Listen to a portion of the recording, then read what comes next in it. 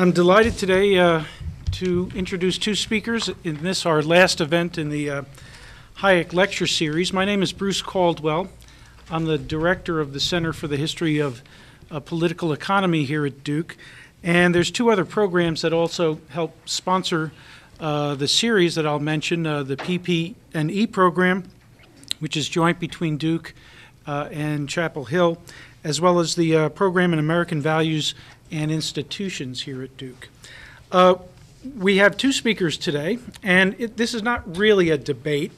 It's more a discussion about alternative ways of trying to make some sense of the causes of the Great Depression.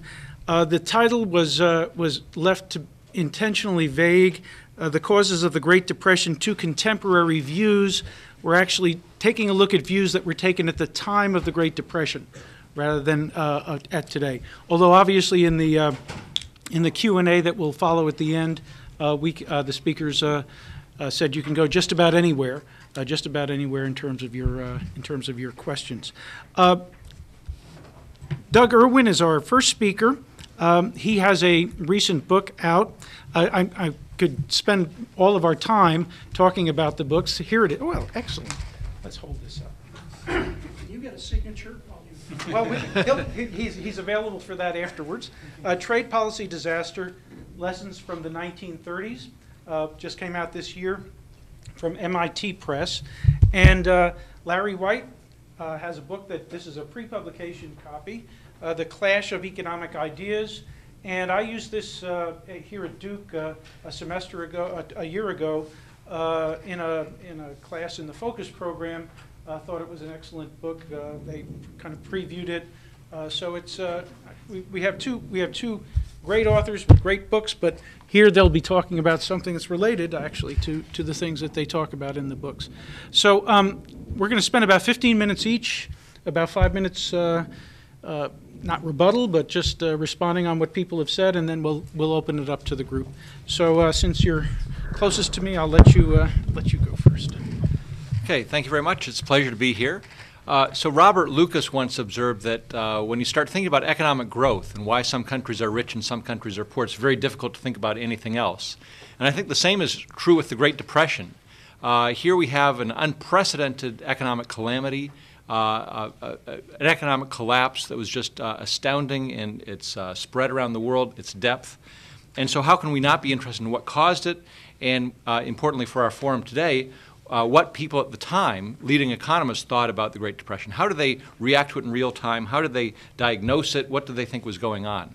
In fact, I think the current generation of economists, we're too going to be judged by how we have fared in the recent financial crisis. But the Great Depression obviously was much more severe, and so I think there's an endlessly fascinating number of questions that one can ask about the Depression. Now, when you think about who is writing about economics at this time, what are the various schools of thought, what characters would we want to think of first in terms of their response to the Great Depression? There are two names that come immediately to mind. Obviously, John Maynard Keynes and Friedrich Hayek. So how many people have seen the Hayek-Keynes rap video? I would say, okay, most people have seen that. So that's a great sort of popularizer of history of economic thought. There's also a recent book by Nicholas Wapshott called Hayek-Keynes, which is about sort of their views, or Keynes-Hayek, about these two interesting personalities and how they had different views of not just economics in the 1930s, but throughout their lives, and how their successors fared with one another. But I think when we sort of distill things down to Keynes and Hayek, we're actually missing a very important school of thought and a very important interpretation of the Great Depression that I think is very useful. And this school of thought doesn't have a term exactly. One could use the term monetarist maybe, or monetary disequilibrium theories, or what have you. When you use those terms, you think immediately of, or at least I do, of Milton Friedman and Friedman Schwartz and their great book on the monetary history of the United States. But that's sort of an ex post or retrospective look at the Depression in terms of analyzing it. So I wanted to come back to this issue. Who at the time had sort of a monetary theory of the Depression that I think is a very insightful one? And the person I would highlight is Gustav Kassel, who is, you might ask, who is Gustav Kassel of all people? No books, no rap videos about him. But he was actually, in the 1920s, probably second only to Keynes as being one of the most famous European economists of the age. Probably not as famous in the United States, but certainly in Europe, and that's actually been documented by citations to The Economist magazine and what have you. If you've taken international finance, you probably learned about purchasing power parity. He was one of the originators of that doctrine. But at any rate, he wrote extensively in the 1920s and 1930s on international monetary management and the problems during the Great Depression. In fact, in the 1920s, even before the economic downturn, he warned repeatedly that if the gold standard wasn't managed properly, that it could lead to massive deflation, and this deflation would lead to a prolonged depression.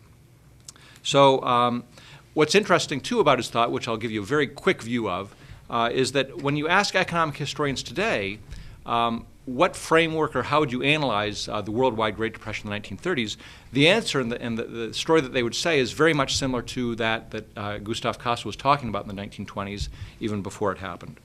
So what did he say, and how does that help us think about the Great Depression? Well, I don't think you can understand the Great Depression in the 1930s without understanding the international monetary system of the day, and how this monetary system led to massive deflation, which led to economic problems around the world. Well, what was going on during this period? In the 1920s, this is obviously after World War I, countries were trying to get back on the gold standard, trying to resurrect and recreate the gold standard that had existed prior to World War I. And the fear that Kassel had is that if everyone's trying to go back on the gold standard at the same time, that's going to increase demand for gold. Now, under a gold standard, countries are fixing the nominal value of their currency or they're pegging the price of gold in terms of their domestic currency. And so the problem is if there's an excessive or increase in the demand for gold, one would think that would raise the price of gold. Well, under the gold standard, you've fixed the nominal price of gold. So the nominal price of gold can't go up. So what has to happen is the relative price of gold has to go up, or in other words, other prices have to go down. There's going to be deflation.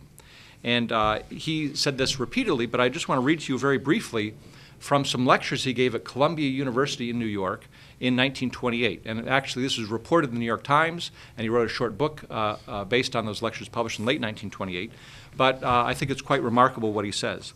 He says, "The great problem before us is how to meet the growing scarcity of gold, which threatens the world both from increased demand and from diminished supply." And he says, "We must solve this problem by a systematic restriction of the monetary demand for gold. Only if we succeed in doing this can we hope to prevent a permanent fall in the general price level and a prolonged and worldwide depression that would inevitably be connected with such a fall in prices."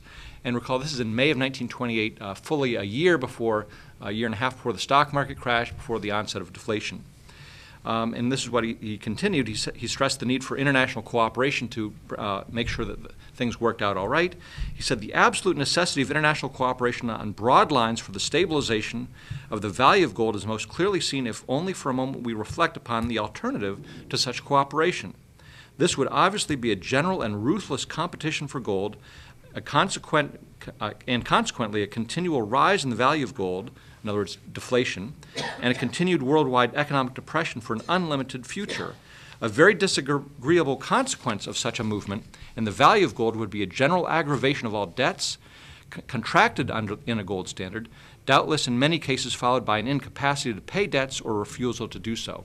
This is actually anticipating what Irving Fisher said about the debt deflation theories of depression that we can come back to later. We must remember that a great part of the world that will have to suffer from such a development has a very powerful weapon in its defense. This weapon is simply the abolition of gold as a monetary standard. And in fact, that prediction actually came true.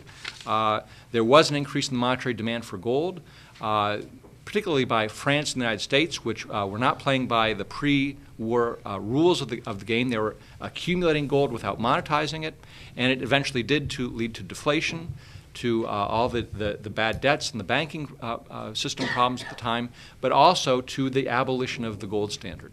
France was the last one off, but these countries couldn't bear the stress of the Depression, and one by one they began to peel off the gold standard. So I know this is just a very quick sketch of his whole thought. I do have a paper on my website if you're interested called Anticipating the Great Depression. It's all about Gustav Kassel's views on this. It's relatively short, reasonably clear, I think. But let me just briefly contrast it with two other contenders here for interpretations of the Great Depression, Keynes and Hayek. So Keynes was actually wrote sympathetically in favor of Kassel early on in 1928, 1929, but he sort of went on his own path. And unlike Kassel, who was very favorable to sort of taking monetary steps to alleviate the deflation and the depression, Keynes sort of viewed his monetary policy isn't going to be helpful. He didn't think that Britain should go off the gold standard, which is ironic because he didn't want to go back on in 1925 after the war. And so he thought that there's limited, central banks really don't have, their hands are tied, there's not much they can do, and therefore we need fiscal policy or public works or the socialization of investment. He did correctly identify that investment had fallen off dramatically in the early 1930s, but he didn't really ask why. He might say animal spirits or something like that, a lack of confidence, but that sort of begs the question, well, why did investment collapse? Kassel would have said, well, it's because real interest rates were astronomically high, with interest rates at a zero lower bound and price deflation. So Keynes sort of went on off on his own track, and then, of course, the general theory in 1936 was really a closed economy view of what was going on, and I think to interpret the Depression, an open economy view is much more useful. Now, Hayek, we're going to hear more about Hayek's views in just a moment, so maybe I should stop and we should hear about what Hayek said, then we can talk about Kassel's reaction to Hayek's thought and which of the two had a better interpretation or a more useful one. Larry?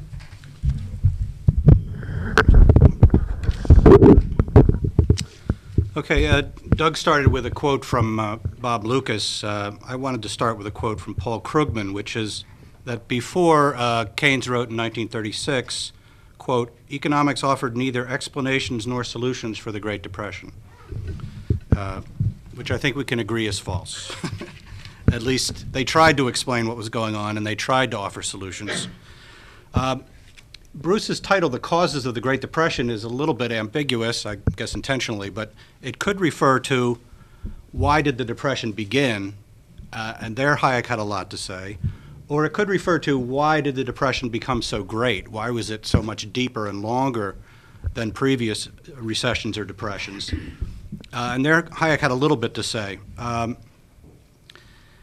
But the question he focused on in his early work, Monetary Theory in the Trade Cycle, which was a monograph he wrote in 1928. It was published in German in 1929, so before the Depression began. And then in his lectures that were published in 1931 as Prices and Production, Hayek is focusing on this first question: what caused the boom of the 1920s to peter out? And he worked on this theory throughout the 30s, more than he worked on the question of why is the Depression getting worse and worse. So why couldn't the boom last? His view was that the boom couldn't last because it had been based on an artificial stimulus, or it had been amplified beyond a sustainable level by credit expansion. If you want to think in terms of sort of freshman aggregate supply and demand analysis, central banks had shifted out the aggregate demand curve to the point where the economy was above the natural rate of output, and so it was due to come back down again. Now, why in his diagnosis had central banks reacted this way? Hayek thought they were trying to stabilize the price level, and he thought this was a bad idea. If you think in terms of the equation of exchange, right, nominal spending equals nominal income, in an economy where real output is growing, prices would naturally be falling. That was the experience in the gold standard in the late 19th century.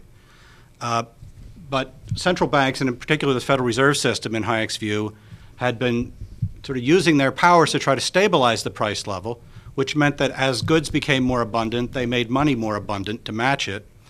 But in making money more abundant, they expanded credit in particular. The new money is injected into the financial system, and because of that, it distorted interest rates. It, in particular, drove the market interest rate below what Wicksell called the natural rate. And that distortion in the interest rate price signal led to a particular pattern of unsustainable investments, or what Hayek called malinvestments, and that led to the inevitable bust. So the boom was bound to collapse because it was built on shaky foundations. In Monetary Theory in the Trade Cycle, Hayek emphasized the monetary causes that initiate the boom and lead to the bust. In Prices and Production, he focused on the real changes in the economy that constituted the fluctuations in the economy. So the takeaway point is that monetary factors can initiate a boom, but they can't make it last indefinitely, which some people have found to be a relevant message these days, right? Just having gone through a big housing boom and that couldn't last. Certainly the producers of the Fear the Boom and Bust video believe that. In Hayek's own words, he said, expansionary monetary policy, quote, leads to such a disproportionality between certain parts of the system that the given situation cannot continue. Hayek emphasized what he called the structure of production of the economy. You can think of raw materials sort of going in at the top and going through stages of production and emerging at the end as consumable goods. The credit expansion, he thought, had overexpanded the early stages of production, those where production is a long way from consumption in time, so that it's more sensitive to interest rate movements. Low interest rates will raise present values quite powerfully in kinds of production that is durable or far removed from consumption. So the U.S. structure of production had become too top-heavy, in his view.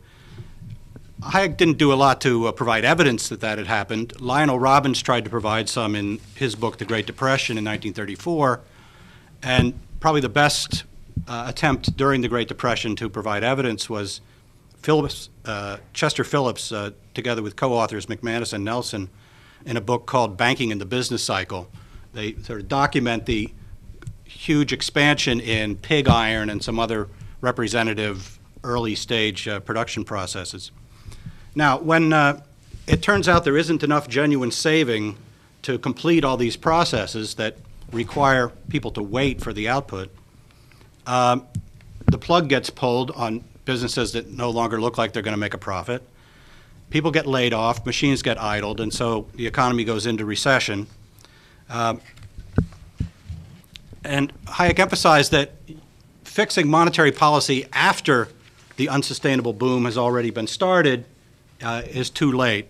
You need to go through a recession. You can't avoid going through a recession because the malinvestments need to be corrected. Resources that have been misdirected need to be redirected, and that involves a period of unemployment of resources. Now, on the question of what made the Depression so deep and so lengthy, Hayek had a variety of suggestions. He didn't talk about it in great detail, but some of his suggestions, I think, are a little less valuable than others. At some points, he said, in 1932, he said it's probably to the Fed's experiment, meaning its monetary expansion before 1929, together with the attempts to prevent liquidation once the crisis had come, that we owe the exceptional severity and duration of the Depression. This is a little surprising. In 1932, he's already talking about the exceptional duration of the Depression. Right? It had been 3 years. But 3 years was a long time compared to the previous recession, 1921, which lasted about 18 months. This idea that you have a recession following a boom is sometimes explained by analogy to binge drinking leads you to think you're having a good time, but the next morning you don't feel so good. Doug's from Dartmouth, so maybe I can translate this into Dartmouth talk. You chug, but then you boot, and then you pass out. What did Hayek have to say about the elephant in the room, though, the deflation that was going on?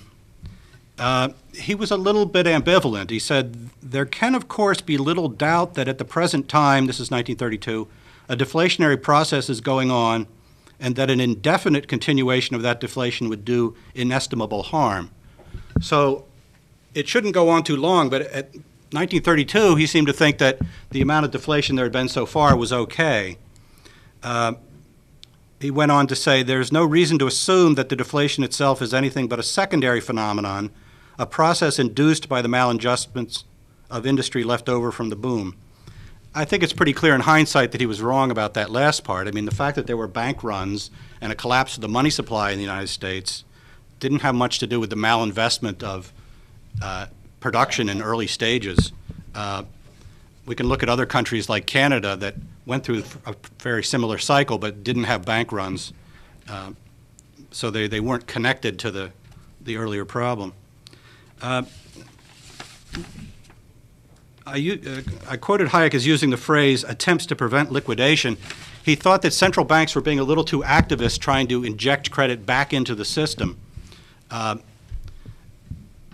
he thought that that was making the Depression worse, delaying the process of reconstruction and liquidation and restructuring. I think this is a pretty badly incomplete diagnosis at best, and Hayek himself later acknowledged that he shouldn't have been so negative about anti-deflation policy. He should have taken more seriously his own monetary policy norm. If you go to the last part of Prices and Production, which few people have, few people have read, I discovered this I was part of a debate between 4 Hayekians and 4 Keynesians, and one of the Keynesians in the course of the debate said, well, of course nobody understands Hayek because who can read that book after all? I said, oh, you haven't read it. Well, that explains a lot. His norm in the last part of Prices and Production was that an ideal central bank policy would be one that would stabilize nominal income. Right? So in some sense, Hayek is a forerunner of Scott Sumner, if you're familiar with his work on targeting nominal GDP, except that Hayek wanted a 0 growth target, not a 5% growth target like Sumner. So what does that mean, stabilizing nominal GDP? It means that if the real economy is growing, if real output is growing,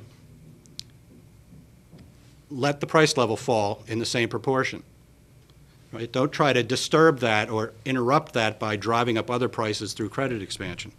But if velocity is falling, if people are hoarding money, offset that by injecting more money. And Hayek failed to say that when it would have been a timely thing to say. Now, there is a subtlety, which is Hayek believed in the gold standard because he didn't trust central bank discretion. We had brunch in the Washington Duke Inn, and I noticed that they had a very Hayekian toaster. There was a sign on the toaster that said, please do not adjust the settings. All right, so Hayek is against discretionary central bank policy because even though he has an idea for what ideal policy would look like, he doesn't think there's any chance that actual central banks are going to conduct that kind of policy. So a gold standard is a useful constitutional constraint on central banks. But under a gold standard, there's a sustainable price level consistent with the supply and demand for gold, and there's a price level that's too high that, compared to that. And so a little bit, he thought the price level was too high in 1929, given all the productivity growth in the 1920s. The price level needed to come down a little bit. But in practice, of course, the price level came down way more than that. And so that excessive deflation doesn't serve any useful function and is just destructive. And in retrospect, Hayek said I should have recognized that at the time, but he didn't at the time say much about that. But he offered some other suggestions, and these I think are more valuable. He also wrote that it seems certain that we shall merely make matters worse if by the erection of trade barriers and other forms of state intervention we do our best to increase rather than decrease the fundamental maladjustments.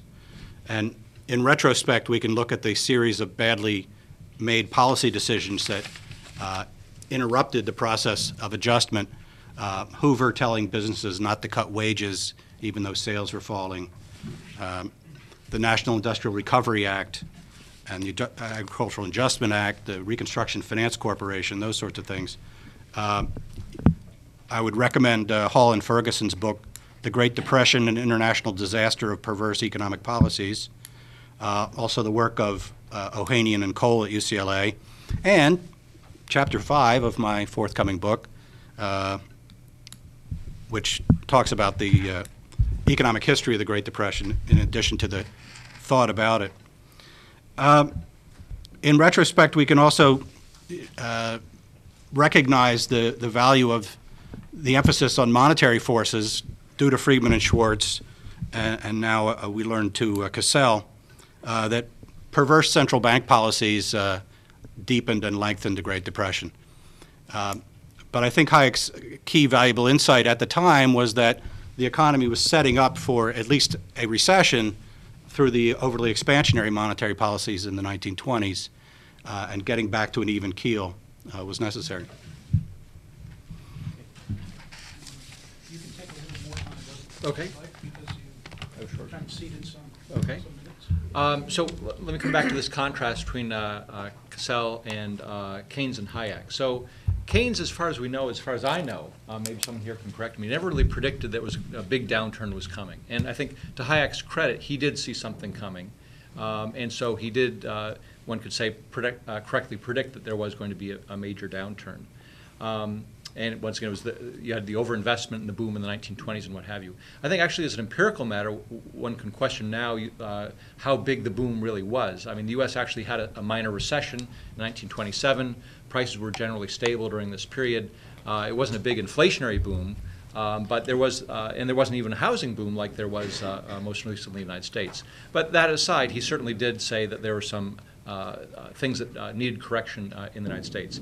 I think where Hayek can be faulted and where his intellectual reputation really took a hit as a, say, macroeconomist or a business cycle theorist is he didn't deal with it very well once we were in it. And there's a wonderful paper by Larry here called Did Hayek and Robbins Deepen the Great Depression?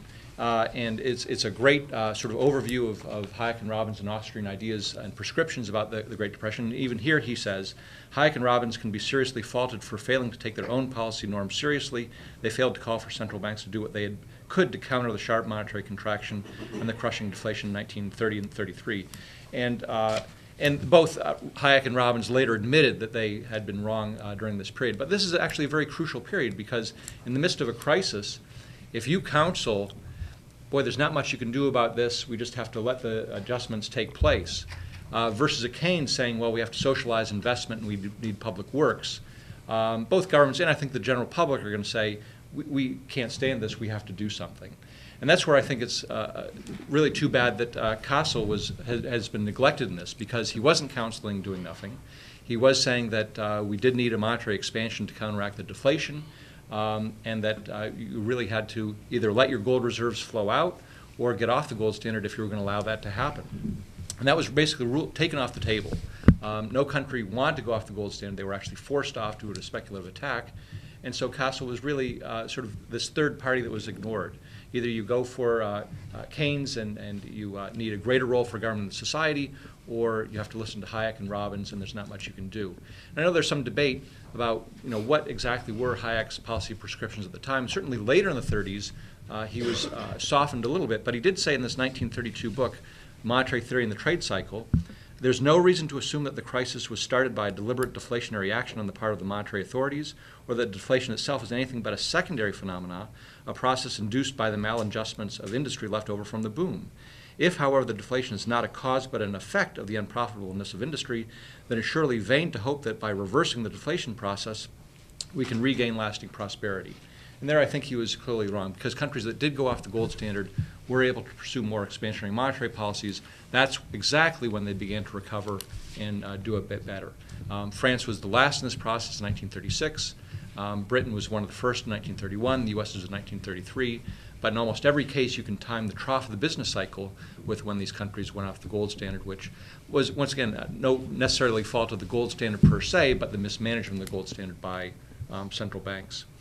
Here's I'll throw this out, see what you think about it, and maybe it's a gross simplification. But this is sort of the way I've sort of thought about these three schools, is that the Austrians have a very good theory about how you can get into a depression through overinvestment, the boom, and what have you.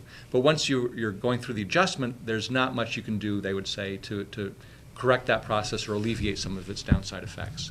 So you can tell how to get into it, but not really how to get out of it. Keynesians don't really have a theory about how you get into a recession or a depression. They say they're sort of animal spirits, autonomous decline in investment or consumption, people are spooked, what have you. So you can't really predict these things, but they did at least proffer a way of possibly getting out. We can debate about whether it would be effective or not, but fiscal stimulus, socialization of investment, or what have you. It's really the Cassell and some of the other monetary theorists of the day, Ralph Hawtrey of the British Treasury, who basically could provide you with a reason how you could get into a recession and how you could get out. You got into one because monetary policies were overly tight, or there was a shock to money demand.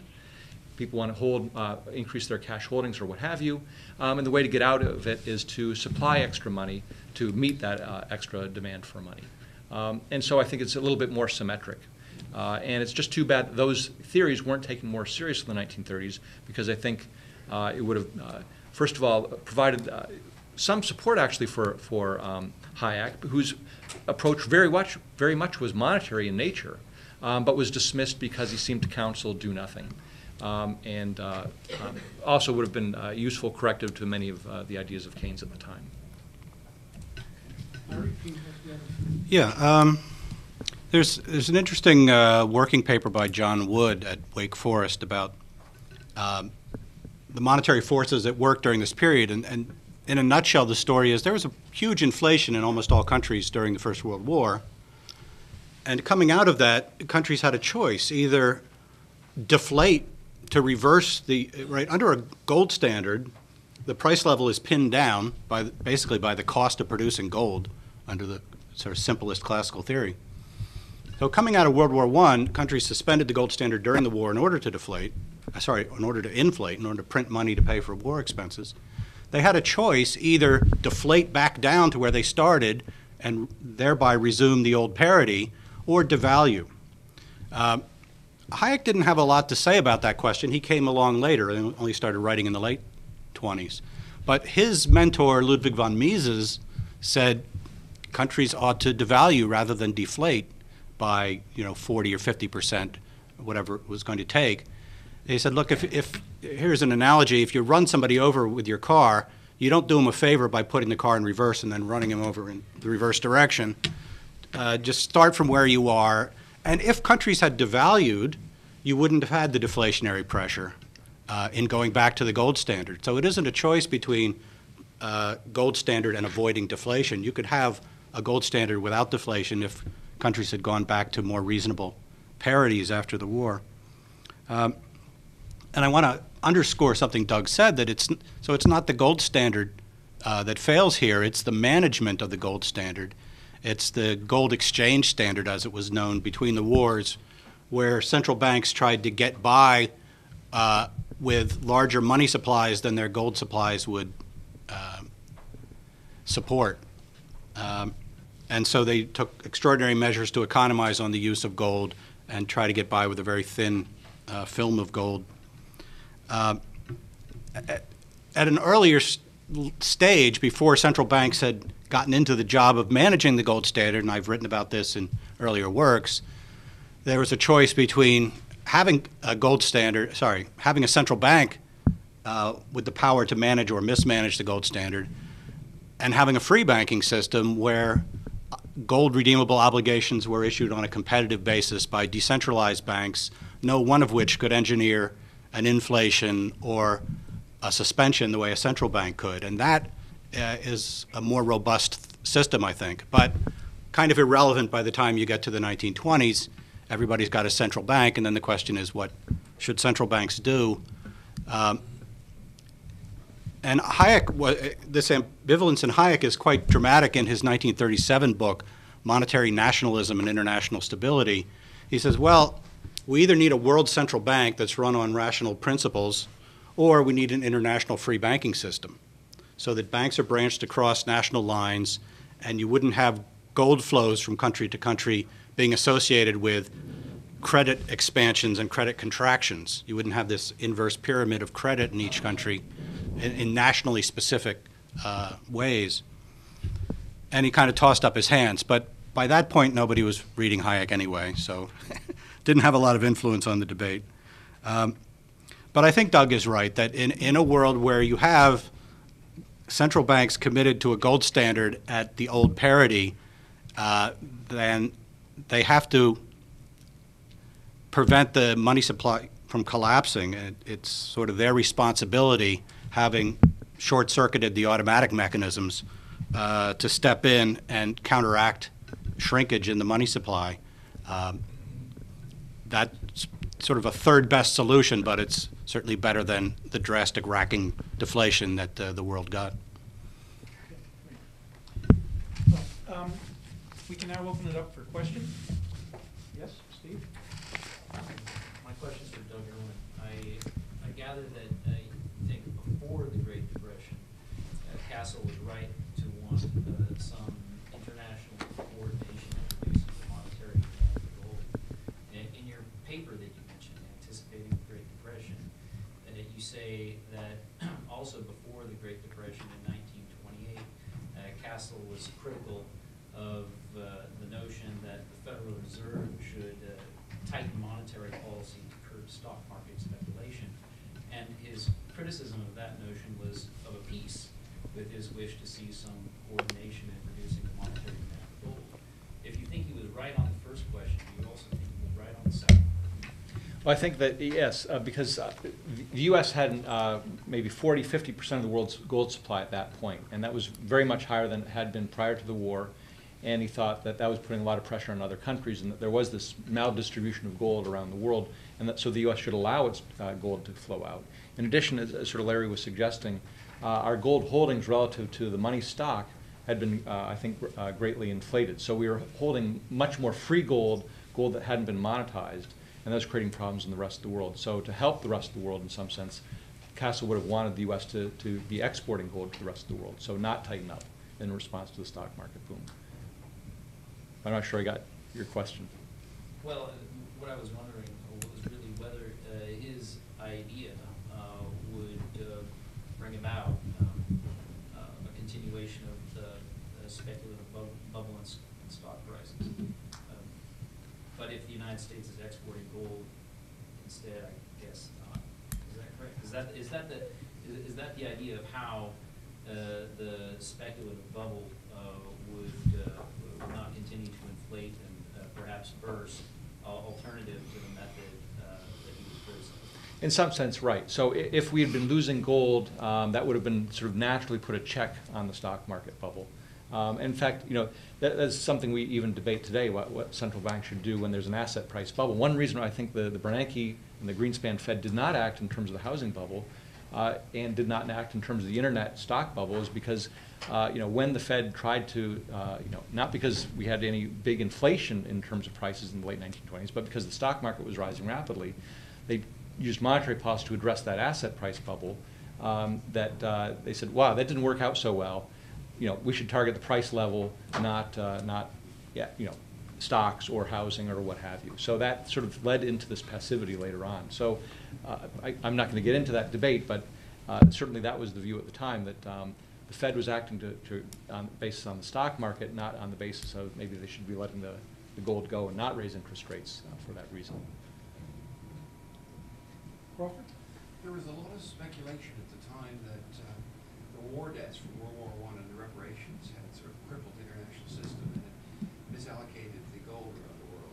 I didn't hear any of that mentioned in either of your papers. Did you essentially dismiss this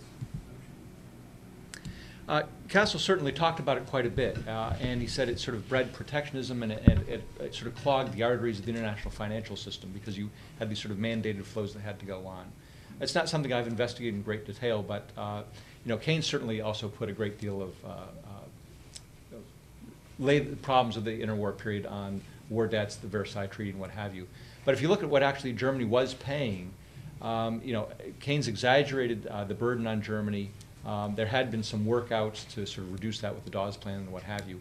So in my reading, it's not as central as sort of the accumulation of gold by France and the United States in terms of the deflationary pressures that built up because of that. So I'd sort of put that as a secondary or not a primary cause. Because this is being taped, if you could repeat the question or your sense of the question, that way the people on the tape will be able to know what you're responding to. Sure. Thanks. Doug, we were reading your book, The Great Policy Disaster of the 1930s, in one of our classes last week. So what I noticed was that you were saying that how when England, when they came back to the pre-war parity and the gold standard, and that was one of the biggest problems that created protectionist sentiments because the terms of trade were all messed up. So I had a feeling that you were like putting a lot of blame on England, but on the other hand, we clearly see that the depression was like the strong. The U.S. economy collapsed, like 25% drop in GDP in 2 years, and then unemployment. That was the main reason for the depression spreading to the world. So, like, what do you have to say about how the response of the U.S. was, when the gold was flowing into the U.S. like France, but both of them were sterilizing the gold, they weren't expanding the money supply. And then coming towards more of a Friedman and Schwartz view, when the Fed, in the depth of the depression, they raised the discount rate from like 1.5 to 3.5%, I think that's what you said. So the U.S. at that time being so non-interventionist and, sort of staying to itself, why would they do this to, be more faithful to the gold standard rather than protecting the domestic economy? Well, that's sort of inherent. So the question is sort of generally about U.S. monetary policy during the early part of the Depression and how it fed in, and also Britain's going back to gold and overvalued. So there are a lot of things going on. So one is that Britain doesn't have a huge economic collapse like the United States. They're basically not doing well when they go back to gold in 1925 because the British pound had been pegged at the wrong rate, at sort of the pre-war parity, when in fact the price level had been higher, wages were higher. So that creates burdens in terms of the international adjustment. And in fact, there's another sort of great story and anecdote about this, that the Chancellor of the Exchequer, Winston Churchill, whose decision it was to go back, he didn't know what to do. He didn't understand economics very well. So he had his Treasury friends telling him one thing, and Keynes saying you have to devalue the pound or do something else. And apparently there was a dinner party at which he had the best Treasury experts in Keynes. And the story, so it goes, it's probably apocryphal, is that Keynes wasn't feeling very well, didn't make very strong arguments, and so Churchill just said, okay, I'll go with the Treasury view that we go back and deflate. And what that did is just kept sort of deflationary pressure on the British economy from the mid-1920s on, whereas in the United States it's much more of a sharper shock. And once, we had been losing gold in 1927, 28, but when the Fed tightens as a response to the stock market, that's when the gold started coming back. And that's sort of compounding, in my view, the problem with France, which was also accumulating gold but not monetizing it. And that created a lot of pressure on other countries, and they started pulling off the gold standard, Britain in 1931. And then what you're specifically referring to in terms of the hikes in interest rates, that happened when Britain went off the gold standard in September, October 1931. The Federal Reserve rate, here we are in the midst of a depression. Unemployment is incredibly high. Industrial output has fallen, by double digits, and the Fed's raising interest rates from like 1.5% to 3.5% or something like that within the space of 2 or 3 weeks. And the reason is if you're on the gold standard and there's gold outflows, their reaction was, we don't want that gold to flow out. We don't want that to sort of contribute to additional deflationary pressure in the United States, so we want to keep the gold here. And so their natural inclination was, just like any developing country that's facing reserve outflows or what have you, you want to preserve the value of the currency, and so you need to raise interest rates. There's another French angle here, in that France, not to blame them, but I've written a paper on this, they'd held a lot of pound sterling that they didn't necessarily want, and they took a huge capital loss when Britain devalued. And their fear was, well, we're also holding a lot of these dollars, and we don't want to be holding dollars if the United States is going to go off the gold standard as well. So there was basically communication between the French central bank and the U.S. Federal Reserve, where France said, if we want to keep our dollars and not sell them for gold, you have to offer us some security and a higher rate of return. And so there may have been some French pressure for the U.S. to raise interest rates at that time. Otherwise, they would have abetted the speculative attack and said, okay, if you can't guarantee us, we're going to sell all of our dollars, hand us our gold, and the gold outflow would have continued even to a greater extent. And just to take the story a little bit further, one of the reasons why we went off the gold standard in April of 1933 is there was a massive speculative attack against the dollar as Roosevelt was coming in, because everyone feared that Roosevelt was going to devalue the dollar or possibly go off, so people were pulling their money, they wanted to exchange their dollars for gold. So that's the way, central banks sort of had to respond to these financial crises. Yes. So, actually wanted to ask this question too. You said that France was negotiating something with the Fed about their holdings of the dollar. After reading your book, I felt like you were putting the blame specifically on France, where when this attack on the dollar started, and since they were the main hoarder of gold, they were pretty much the biggest seller of the dollar. Is that true, or it was a just a massive attack from like all other countries on the dollar that that the U.S. Gold reserves that shrank 30% or so. So the question was about the speculative attack against the dollar, and I'll focus on 1931 because if you want to look at 1 year where we shifted from a severe recession to a major depression, the year is 1931, where the economies around the world just really began to sink. And the way to view that year is sort of a series of speculative attacks. So first of all, there was a major Austrian bank that collapsed in the spring of 1931. Led to problems in Austria, obviously, but a lot of there were a lot of bank loans from Germany to Austria. So then there was a speculative attack against the mark, and the mark was basically forced off the gold standard in June or July of 1931. They adopted exchange control. So one way is if you have capital flowing out or gold flowing out, you don't have to actually devalue or raise interest rates. You could just stop the capital from flowing, declare a moratorium on capital exports. Of course, that has its own problems too, but after Germany, then there was a speculative attack against the pound that lasted for about 6 weeks. Britain actually threw in the towel, said, we can't afford to lose any more gold. It's interesting that they weren't forced off because they lost all their gold. They could see where things were going, however, and they wanted to keep their gold for a rainy day, perhaps for future war or what have you. So they very quickly threw in the towel. And then pressure turned to the United States. Any country that was viewed as being suspect of not staying on the gold standard was subject to an attack during this period. And so it wasn't necessarily the French in that period that were withdrawing their gold from the U.S., but it was just investors in many, many different countries who were worried about the safety of their dollar holdings. I was surprised to discover Keynes's protectionism in reading your book. Did he ever regret having advocated protectionism to the degree that he did? Not explicitly, the way, say, Hayek or Robbins later, went away from their earlier monetary views. But Keynes early on in the 20s had some very eloquent statements about the importance of free trade and how free trade is a very strong doctrine, what have you.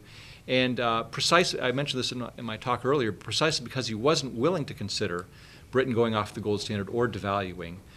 It sort of, it handicaps a country's macroeconomic choices, and so that's why he went and said protectionism would be a second best remedy to the economic ills afflicting Britain.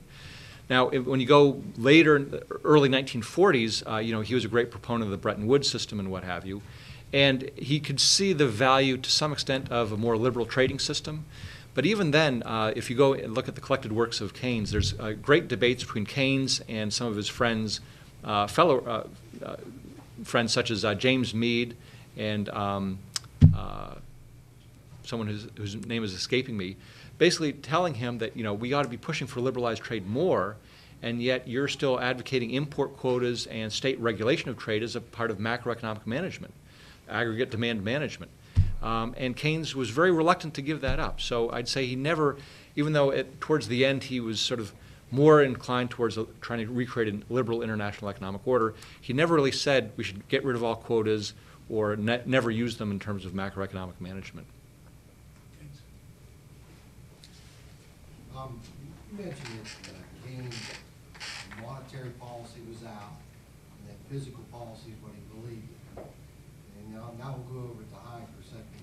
You also mentioned that the public would want government intervention. They don't want the recession to run its course. I think Hayek's main point was if you don't let it run its course, you extend the course. That Keynes extended the course, okay? And go to today, okay? The official end of the recession, June 2009. How many people were working? 140 million. How many people are working today? 140 million. Forget the unemployment rate. How much Keynesian intervention have we done in the last 3 or 4 years? I think that's what Hayek was saying. Let it run its course. Because if you don't, you extend its course. And how do you feel about that? So don't forget to repeat it, but maybe both of you. You see, you have the advantage. Your book is, a lot of people have read your book, and yours has just come out. So Larry's not getting very many questions. But perhaps both of you. So why don't you summarize that, and you go for it first. Yeah, repeat the question. Okay, so the question was, wasn't Hayek's advice fairly sensible in that if you don't allow the adjustments to take place or the recession to run its course, you end up just prolonging it, prolonging the period in which the economy is in recession. Yeah, I think there's a lot of truth to that. And Hayek, part of what diminished his reputation with Keynesian economists was pieces he wrote in the 30s attacking make-work schemes as, you know, a waste of money, that they ought to pass a cost-benefit test. He didn't believe in the Krugman doctrine that any spending is stimulative and therefore crowds in investment, but rather it was sort of wasting the scarce capital we've got left. But yeah, Keynes's view was really didn't recognize that any problem had been built up in the 20s. Everything was fine until 1929 in Keynes's view. And then suddenly investors lost their nerve, and so government was supposed to step in and replace the lost aggregate demand. So I'd say, first of all, I'd agree with you in part in this sense that precisely because there didn't seem to be a good remedy during the 1930s, and we'll talk about today in just a moment, that Keynes's ideas and Roosevelt's ideas in terms of the New Deal, and speaking of the New Deal, I'm specifically speaking about the National Recovery Act and the Agricultural Adjustment Act. In other words, microeconomic interventions to raise prices artificially or raise agricultural prices artificially. So the alternative would have been if there had been more aggressive monetary approach to stop the deflation and get real interest rates lower. You wouldn't have had a need for all the microeconomic interventions that I think most economists today agree were just prolonged the Depression. So in other words, a preemptive monetary strike is a substitute for all sorts of other meddling in the economy that Cassel certainly didn't want. That's why Cassel was very anti-Keynes in the sense of saying, if you rule out a monetary cure, you're going to get all these other quack remedies, make-work schemes, public works, government interventions that are just not going to be useful. So then I think you're sort of implying, well, what about today? Haven't we prolonged things? So first of all, going back to Cassel for a moment, he would say, no, we're not going to prolong things by having monetary intervention because it's precisely those countries that were able to pursue reflationary monetary policies and get off the gold standard, they recovered more quickly than countries that sort of let this drag out and continue on because there's no natural stop to the deflation as we saw in France, which went until 1936. Their depression continued until 1936. So today, in looking at the Fed, there's another book out, Robert Hetzel at the Fed in Richmond has a book on the Great Recession. One of the things that he points out is that Federal Reserve policy was actually very tight in 2008. And the Fed, even though we were on the brink of Lehman Brothers collapse, they refused to reduce interest rates in their FOMC meeting in 2008. In other words, there's this increase in demand for money. People wanted a safe asset. There was a shortage of safe assets. The Fed didn't accommodate that. And so his view is, like Scott Sumner, that we went off track in terms of nominal spending because there was this passive tightening by the Fed. If we had done that, if the Fed had acted differently, the counterfactual would have been, well, maybe we wouldn't have needed a fiscal stimulus or some of these other things that come around. So there's sort of a substitution between sort of using monetary policy to try to accommodate monetary money demand shocks and alleviate downturns versus if you don't do that, then you're going to get the politicians mucking around in other areas that are going to be much longer lasting in terms of their adverse effects. With inflation, you can always try to unravel an inflation.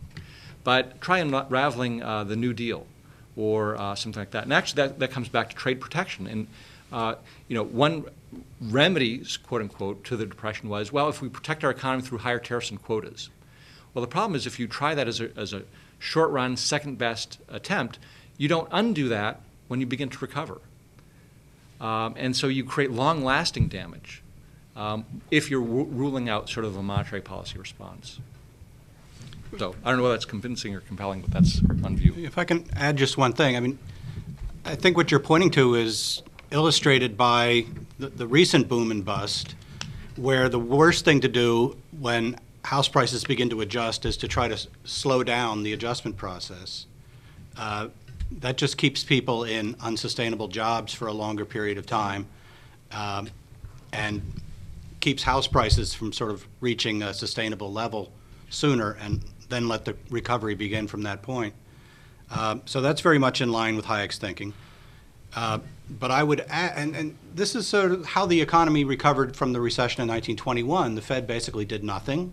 There was no fiscal policy response from the administration. and it was a sharp recession, and it was over in 18 months.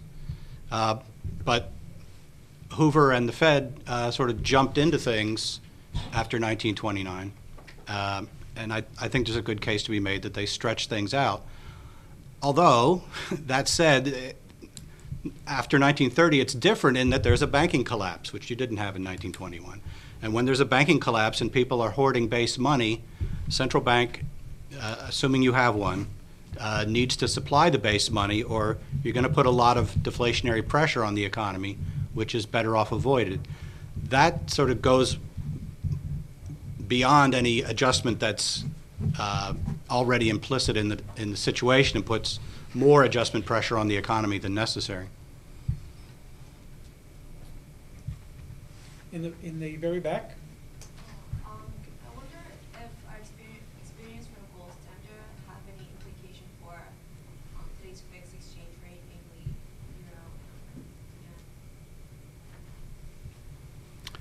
euro. Okay, the question is, does our historical experience with the gold standard have implications for fixed exchange rate systems like the euro and the fixity of the Chinese yuan to, or semi-fixity of the yuan to the US dollar? I think if we want to draw lessons from the gold standard, we should look at the classical period of the gold standard and not at the interwar mucked around with gold exchange standard. And I think it's a fairly encouraging experience. I mean, it was an international monetary standard. It made trade, it helped international trade to flourish. Central banks, well, a lot of countries didn't have central banks, so they weren't, but even countries that had central banks weren't interfering with it. They were letting gold flows do their job of bringing about international monetary adjustments. That seems to me a desirable sort of a system. On top of that, it has the desirable benefit of providing fiscal discipline. Fiscal authorities who want to issue debt redeemable in gold, the world knows that they can't print gold, so nobody's going to buy the debt unless there's a credible commitment to balance the budget in a long-run sense, that is, commitment to raise the tax revenue necessary to repay the bonds. So that restrains the fiscal authorities.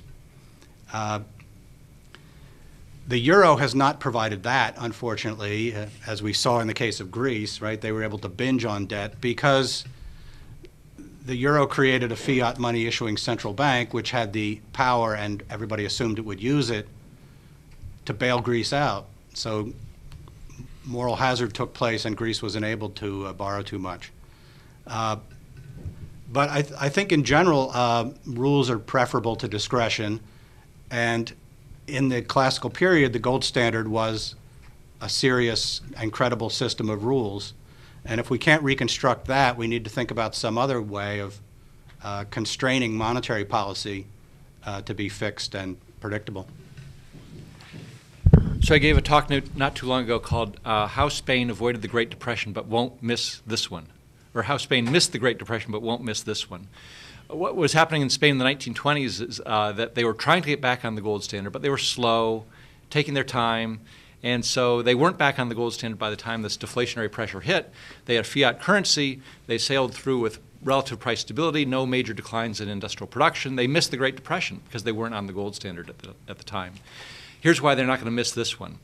They now have a fixed exchange rate, so they've given up all monetary autonomy, and they can't devalue because they've given up their own currency. They have no monetary fiscal policy because they can't issue debt. They can only issue it at a premium. They don't have any trade policy, so they couldn't even try protection if they wanted to. Not that it would be a good idea. In other words, they've given up every single conceivable independent macroeconomic policy tool to address this downturn. Literally, they just have to endure it. It's one thing for a state in the United States, such as Nevada or what have you, to experience a major macroeconomic shock and downturn. People can leave Nevada and get a job elsewhere. So in the early 1990s, when there was the defense contracts being cut back, California went through a mini recession, even though the overall U.S. economy was doing all right. People left California. Well, people can't leave Spain so easily and take a job elsewhere in the EU. There are no fiscal transfers from the rest of the EU to Spain to pay for unemployment compensation or what have you. So literally, Spain is sunk. And so herein is a lesson. And this is actually a lesson that also comes out of the Great Depression period, because there was a great debate between Keynes and some of his followers, such as James Meade, who agreed with him on so many things but disagreed with him vehemently on the exchange rate regime. Keynes, despite the Great Depression and everything, still wanted a fixed exchange rate. In the Bretton Woods system, some sort of reconstructed gold standard, something, maybe more of a managed standard. But he wanted fixed exchange rates because he thought that provided, support for trade or what have you. James Meade, his disciple, said, no, we want flexible exchange rates because we want independent monetary policies in all major countries so that they can respond to any shocks and are not beholden to fixing the value of their currency or having the monetary policy tied to what's going on in the rest of the world, whatever you're tying your exchange rate to or your currency to. And this is a debate that we're still having today in some sense. And the European countries decided, well, we're going to have a fixed exchange rate, and we're going to have the European Central Bank be the monetary policy setter. But you can't have them setting a monetary policy for Greece or for Spain. It's for the whole euro area. So if Spain is sunk, there's nothing they can really do. So they've lost their policy autonomy on so many dimensions. And so I think that one reason why Milton Friedman, for example, was very much in favor of flexible exchange rates, like James Meade, even though they would probably disagree on fiscal policy and on so many other things, the role of the government in the economy, is that they both thought there was a role for having a monetary policy independence and not tying your hands to either some other central bank or some commodity or something like that. Having chosen to do so, the smaller countries in Europe have lost their policy autonomy and they just have to ride with it. Okay. Well, we're actually out of time, so let's thank our two speakers for a very stimulating presentation.